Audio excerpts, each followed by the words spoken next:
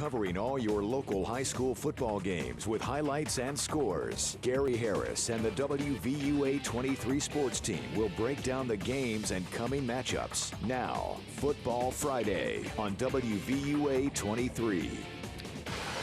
And good evening, everybody, and welcome into week number 8. Can you believe it? Week number 8 of Football Friday on WVUA 23, brought to you by F&B and Banks Corals. And we have got a jam-packed show tonight. Highlights from 10 high school football games. We'll also take you to Fayetteville, Arkansas for the latest on the Crimson Tide and the Razorbacks. But we'll kick off tonight's show with our Cross and Smith Game of the Week between the American Christian Academy Patriots and the Gordo Green Wave.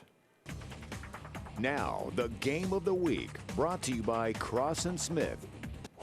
Big Class 3A Region 4 showdown. Gordo 6-0 overall and 3-0 in the region. ACA 4-2 and 2-1. All right, homecoming tonight at ACA. What a ball game this was. On the first possession, Scooter Graham for the Patriots takes the handoff and rumbles up the middle for 20 yards.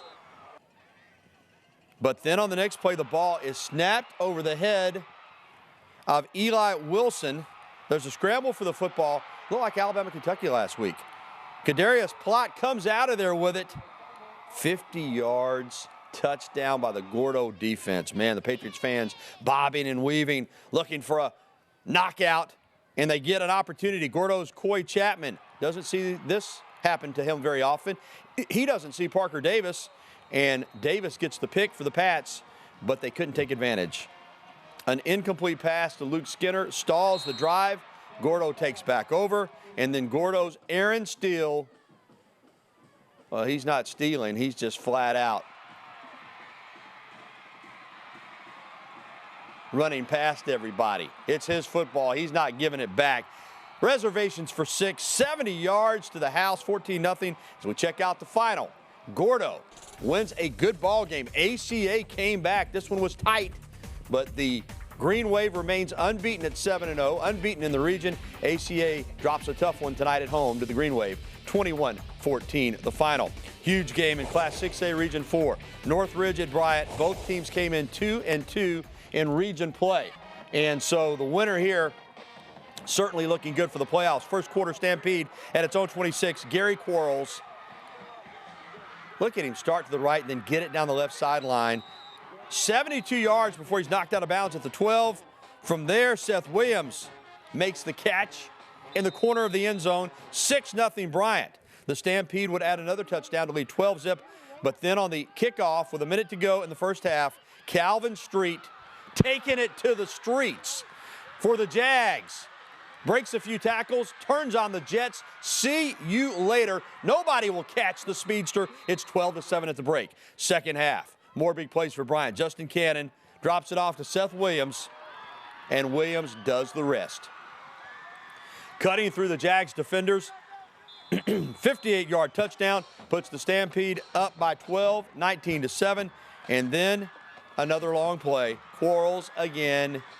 He's got no quarrel with that run. Touchdown, 51 yards. Bryant goes on to win it. Huge win for the Stampede tonight over the Jags. Remember, rezoning a lot of the players that were on the Northridge team last year playing for Bryant this year. Bryant wins it 36-14. 4A Region 4, Hell County hosting West Blockton. We were there, the Hell County mascot, the Wildcat, having some fun, following a West Blockton fumble. Devin Holly, direct snap for 6, touchdown.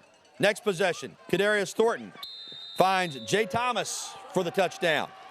The Wildcats lead it. Thomas had a big night. West Blockton with the ball, trying to get something going. Caleb Shadwick scampers for the first down.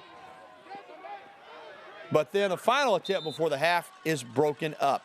First drive of the third quarter for Hell County. Thornton to Thomas again. Look at the over-the-shoulder grab. That's nice. The Wildcats extending their lead. West Blockton refused, though, to go down without a fight. Trey Underwood gets the edge. It's a nice run, but not enough. As we check out the final, Hale County rolls tonight over West Blockton, 34-8, the final score. Well, coming up next on WVUA 23's Football Friday, a trip to Northport as Tuscaloosa County High School played host to Oak Mountain in Class 7A Region 3. Football Friday presented by F&B and Banks Corals will return right after this timeout.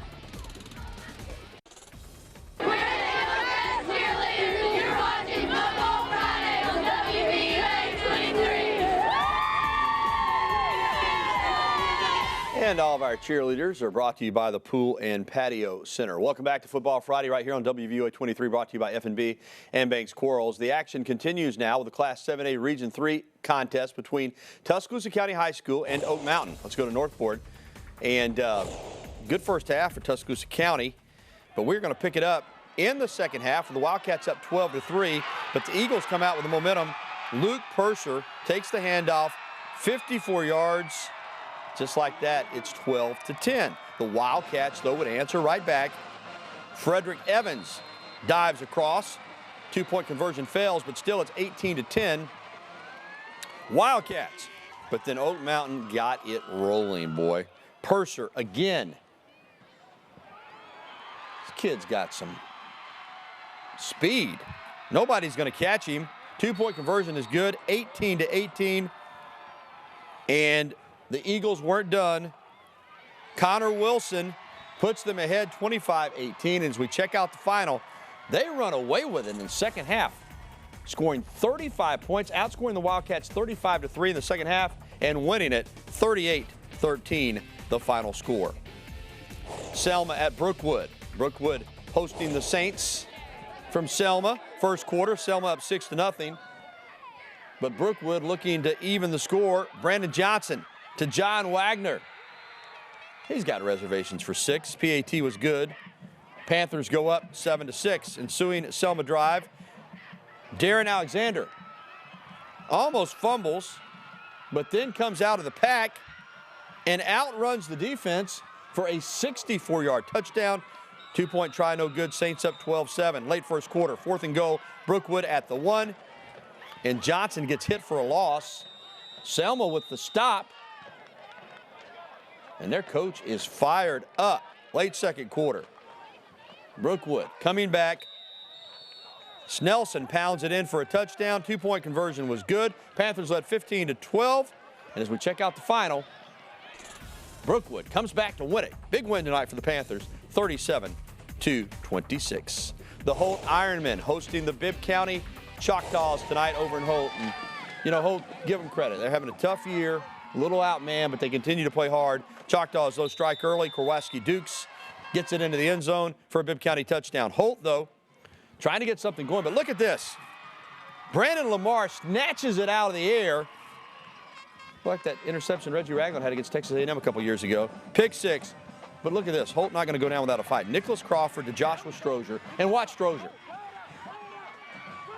This is a heck of a football play. He is gone. Holt's in this thing 13-6, but here come the Choctaws. Matt Hyatt rolls out and finds Andrew Martin for a touchdown, and the Choctaws just kept on rolling. Hyatt hands it off to Korwaski Dukes, who had a big night. He's got another touchdown. Holt trying to get some points on the board, but Crawford is picked off by Will Moore, and he zigs and zags for 6, and Bibb County goes on to win it big tonight, 55-6 over Holt. Well, we still have much more to come here on WVUA 23's Football Friday. In fact, highlights from 4 more high school football games are on the way. Up next, the Northside Rams traveled south to Greensboro to take on the Raiders in a Class 4A Region 4 matchup. Highlights when we return to Football Friday right after this.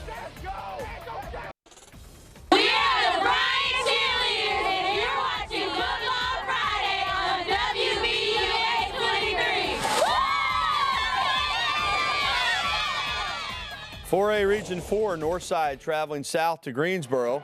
Northside off to a pretty good start this season at 3-3. The Greensboro Raiders dropped their first 4 games, but they've looked much better the past 2 weeks, winning both of those. So we had a good matchup tonight. Let's get into the action. Greensboro back up to their 1-yard line, but a gutsy call by head coach Richard Bevel. He goes to the air. Reggie Wiggins finds Cedric Tabb for 30 yards. A few plays later, it's Wiggins on the play action. Rolling to his right and finding Nit Watkins for the quick 6.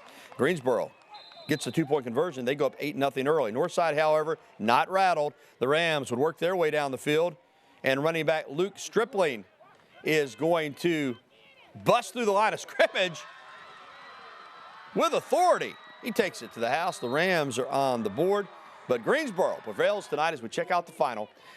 26-14, the Raiders take down the Rams. Oak Grove at Sipsey Valley this evening. This was a wild one. The Bears start off the game strong at home. Quarterback Cade Daly, number 7, going to hand it off to Irvin Washington. Washington, they say, stepped out of bounds at the 2, but that set up a touchdown as Byron Fowler punches it in. 7-0 Bears on top. And the cheerleaders are loving it tonight at Sipsey Valley. Oak Grove, though, trying to get some points on the board. Keon Bass calls his own number, and that's a pretty good decision because he is in the end zone. 7-7 the score. The Bears, though, come back again. Fowler in for another touchdown. PAT no good. Bears up 13-6. This one, a lot of points tonight, but as we check out the final, it was Oak Grove winning it by 10, 43-33. Greene County tonight home at down in Utah, hosting Midfield from over in the Birmingham area. Greene County Tigers coming out fired up, but it's the Patriots from Midfield. First possession of the game, Quindarius Adams. Big run, setting up a scoring opportunity on the very next play. Darian Miller for the Pats gets it into the end zone. Midfield's on the board first. The Patriots would go for 2. A lot of teams do that this day and age in high school football. Place kicking, not what it once was, but it works there. 2-point conversion. Later in the first half, Greene County coming up with a big play on defense. That is wrestled away by Tavion Broadwater. And Broadwater, we sped it up a little there, but he brings it all the way back for the touchdown. Let's check out the final. Midfield. Another wild one here, 36-28, the final. Class 7A, Hoover hosting Huffman, and it's the Bucks homecoming. And you know what they say about Hoover. They don't lose often. They don't ever lose on homecoming. Screen pass. Garrett Farquhar to Cam Ford. And you can keep it simple when you got Ford able to navigate through defenders. And then Vontae Brackett right up the gut. Hoover stays unbeaten in region play as we check out the final. 38-6 over the Huffman Vikings. Well, that's going to put a wrap on our highlights from tonight, but we're not done with high school football, not by a long shot. Still to come, our Football Friday Band of the Week. And all the high school results on our Krispy Kreme scoreboard. Keep it tuned to WVUA 23 for more Football Friday right after these messages from some of our terrific sponsors.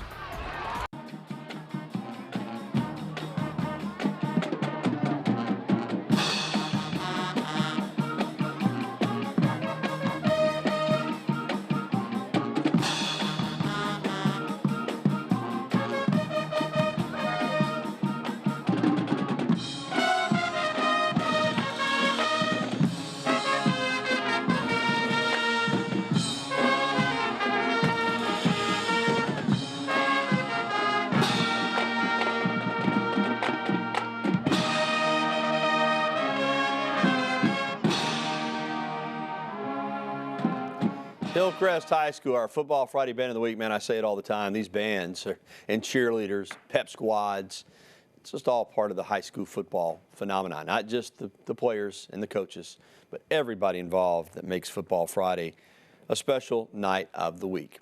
All right, now let's check out all the scores on our Krispy Kreme scoreboard. Okay, Fayette County, they have gotten hot after starting slow. They win at Cordova tonight, 28-21. Berry, way too much for Holy Spirit Catholic tonight, as they win that one big. Tuscaloosa Academy, a big win at Springwood. Look at that, 60-7. The Knights roll. Demopolis over Sumter Central at home, 45-14. Aliceville blows out Thorsby on the road, 51-7. Pickens County doubles up South Lamar at South Lamar, 26-13. Winfield a winner at home over Dora, 41-20. Sulligent just nips Hatton, 42-39. Hubbardsville wins at home to remain unbeaten on the season, 27-7 over Marion County. Nothing in from Francis Marion at Wilcox Central.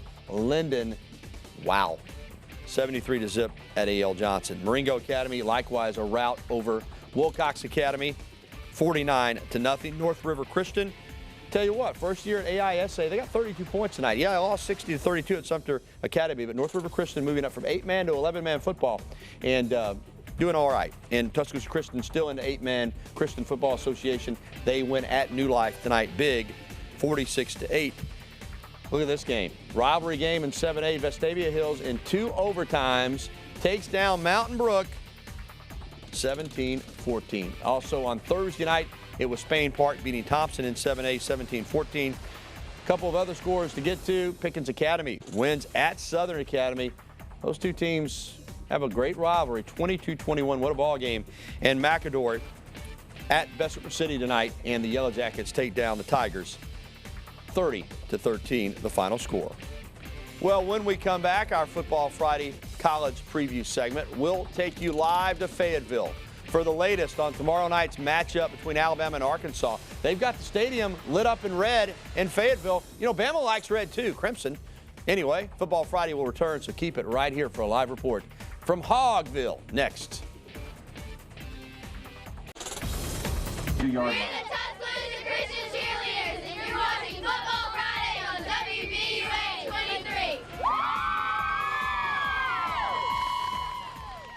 This was the scene this afternoon in Rogers, Arkansas at the Embassy Suites. Alabama arriving, Nick Saban. Look at Lane Kiffin. So cool with the shades on. Jalen Hurts, he's already won on the road at Ole Miss in the SEC. He'll have a tough task tomorrow night in Fayetteville against those Arkansas Razorbacks. The rest of the players, always a business trip for Bama, dressed classy, not too excited, there to take care of some business. That was the scene today. And welcome back into Football Friday. Well, you know that this game with Arkansas and Alabama is certainly going to be a good one. The Crimson Tide is the top-ranked team in the nation. Arkansas is ranked 16th, and we are there in Fayetteville, Arkansas. Our Zach Tigert and Bradley Whittington are on the ground there in Northwest Arkansas, and Zach joins us now live from the Embassy Suites Hotel, Spa, and Convention Center in Rogers. Well, actually, that's where he was earlier. Now he's at Donald W. Reynolds Bank Stadium. Arkansas is relatively new blood when it comes to being a part of the Southeastern Conference, not joining until 1992. But despite this, Alabama and Arkansas have quite a few ties. For starters, legendary head coach Paul Bryant was born in Morrow Bottom, Arkansas, and while he doesn't have any ties to the university as a player or a coach, he did have to defeat the Razorbacks on his way to his first national championship in the 1961 season. Then, in ironic fashion, in 1979, it was a 24-9 win over the Hogs in the Sugar Bowl. That gave him his 6th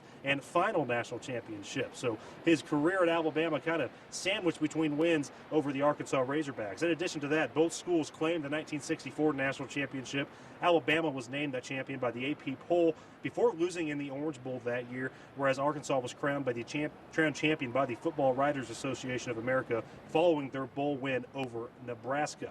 Alabama is 19-7 all-time against Arkansas. They'll be looking to make that 20-7 all-time tomorrow in just less than 24 hours. We'll be here again at 11 o'clock for Crimson Tide kickoff tomorrow morning right here in Fayetteville, Arkansas. From Donald W. Reynolds Razorback Stadium, I'm Zach Tigert, WVUA 23 Sports. Gary?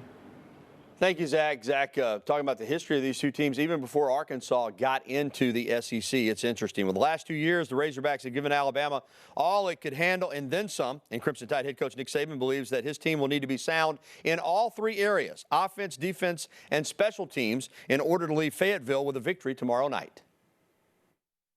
Defensively, they've got 8 starters back, and they do a really good job of executing, and it's going to be important that we do a better job than we did last year for 3 quarters, and obviously the year before we struggled. So playing on the road, always more difficult, I think, for the offense. We'll work on the noise and try to get that worked out, but defense has to travel and defense has to play well, and I think in games like this, special teams is always very, very important. Well, Derrick Henry and Kenyon Drake are gone, but Alabama has replaced them with Damian Harris, Joshua Jacobs, Bo Scarborough, and B.J. Emmons. Arkansas defensive coordinator Rob Smith says the Alabama running back core is clearly going to be tough to deal with. They're very deep at the running back position. And, the other thing, too, there's not really a key as to what they do with, certain running backs do certain things. I think all their running backs are interchangeable in their offense. They're going to run their offense no matter who's lined up behind the quarterback. Remember, the game is at 6 p.m. tomorrow night. ESPN will televise. Now, we, as you saw, are live in Fayetteville. We will have Nick Saban's press conference tomorrow for you live after the game.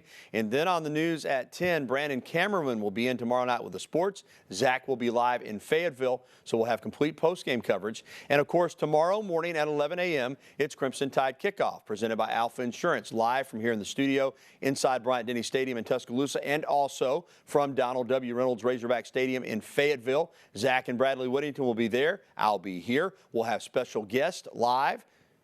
We'll have feature stories, analysis, and much more. You always want to make Crimson Tide Kickoff part of your Saturday game day viewing for Alabama football. All right, that's going to do it for Football Friday for tonight. Again, we thank our title sponsors, FNB and Banks Quarles, our Game of the Week sponsor, Cross and Smith, our Scoreboard sponsor, Krispy Kreme, our pizza sponsor, which we enjoy after the show from Heat Pizza Bar. Everybody's ready to dig in tonight, I tell you what. And also our cheerleaders sponsor, Pool and Patio Center. Thanks to all the folks here that make the program possible by going out and getting these highlights and bringing them back. Also in the control room. Check the names there on your screen. We could not do it without them. I'm just a very small part of the show. Again, Crimson Tide Kickoff tomorrow morning at 11. Also a whole day of sports programming in the morning. Replay of Football Friday, the Nick Saban Show. All kinds of good stuff. A replay of Tider Insider Saturday morning. Plenty of sports viewing for you here on WVUA 23. Good night, everyone.